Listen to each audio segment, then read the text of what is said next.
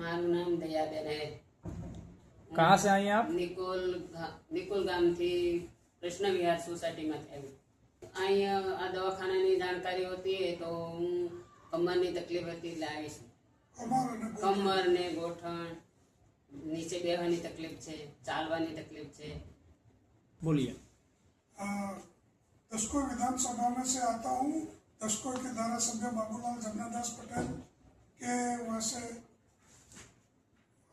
दाखला लेके आया. प्रधानमंत्री दिव्यासा केंद्र में माहिती मળી દસકો વિધાનસભામાંથી એટલે ત્યાંથી દાખલો લેવા આવ્યા.